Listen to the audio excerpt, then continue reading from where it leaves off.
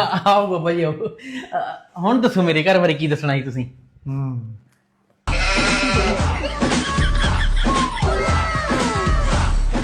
ਬੱਚਾ, ਹਾਂਜੀ ਬਾਬਾ ਜੀ। ਬਾਬਿਆਂ ਨੇ ਆਪਣੀ ਦਿव्‍ය ਦ੍ਰਿਸ਼ਟੀ ਦੇ ਨਾਲ ਸਾਰਾ ਕੁਝ ਦੇਖ ਲਿਆ।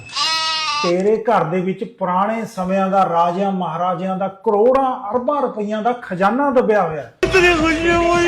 ਅੱਛਾ ਬਾਬਾ ਜੀ। ਬਾਬਾ ਜੀ ਫੇਰ ਤਾਂ ਮੈਂ ਅੱਜ ਹੀ ਮਜ਼ਦੂਰ ਲਿਆ ਕੇ ਨਾ ਇਹ ਘਰ ਨੂੰ ਢਾ ਕੇ ਖੁਦਾਈ ਕਰਕੇ ਸਾਰਾ ਖਜ਼ਾਨਾ ਕੱਢ ਦੂੰ। ਫਿਰ ਮੈਂ ਇੱਥੇ ਪਾਉਂ ਵੱਡਾ ਸਾਰਾ ਮਹਿਲ। ਬਾਬਾ ਜੀ ਤੁਸੀਂ ਉੱਥੇ ਬੈਠੋ, ਮੈਂ ਤੁਹਾਡੇ ਵਾਸਤੇ ਰੋਟੀ ਲੈ ਕੇ ਆਉਣਾ।